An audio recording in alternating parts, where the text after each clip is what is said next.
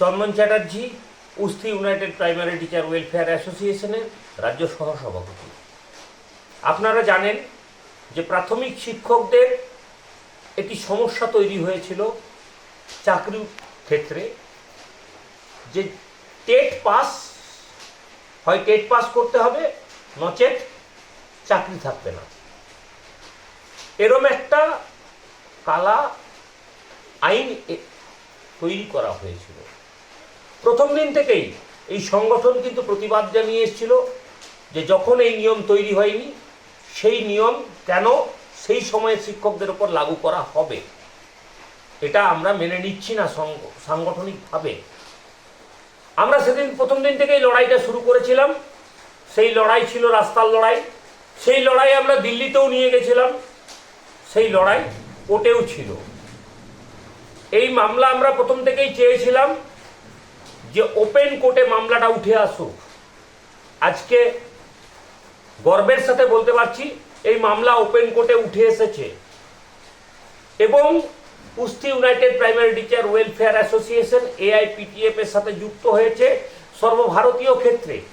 সেক্ষেত্রে সংগঠন নিজস্ব গভর্নিং বডির সদস্যা বেলা সাহা মামলা নামে মামলাটাকে করেছে, সাথে AIPTFও কিন্তু এই মামলায় যুক্ত। ওপেন কোর্টে মামলা আসার ফলে আমরা আমাদের কথাটা বলতে পারবো।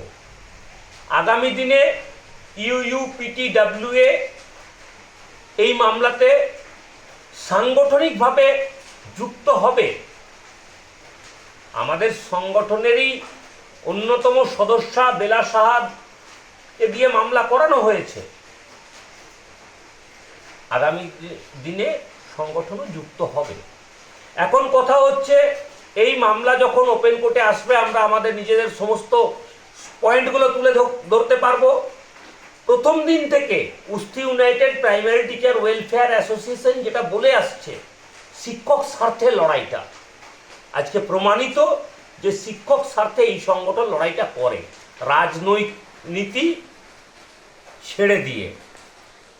আমরা আশা রাখবো এই মামলা ওপেন কোর্টে যখন আসবে, আমাদের পক্ষ থেকে, সংগঠনের পক্ষ থেকে সর্বোচ্চ লয়ার নিয়োগ করা হবে, যাতে করে এই যে একটা অনিশ্চয়তা সেটাকে কাটানো যায় এবং শিক্ষকদের স্বার্থে যাতে রায়টা আনা যায়। সকলকে একটাই আবেদন করব, UUPTWA এর সাথে থাকুন, পাশে থাকুন, ভরসা রাখুন। পশ্চিমবঙ্গের একমাত্র সংগঠন যারা এই মামলায় নিজস্বভাবে সাংগঠনিক ছাপ রেখে এই মামলাতে যুক্ত হয়েছে। পশ্চিমবঙ্গের অন্য কোনো সংগঠন ব্যক্তিগত স্তরে এই মামলায় যুক্ত এখনো পর্যন্ত হয়নি UUPTWA এর আগে। AIPTF এর একটা অংশীদারিত্ব উপটা, AIPTF মামলা করেছে, কিন্তু উপটা শিক্ষকদের কথা ভাবে বলেই মামলাটাতে তারা যুক্ত হয়েছে। আবারও একটাই আবেদন রাখি, সাথে থাকুন, পাশে থাকুন, ভরসা রাখুন। নমস্কার, সবাই ভালো থাকবেন, সুস্থ থাকবেন।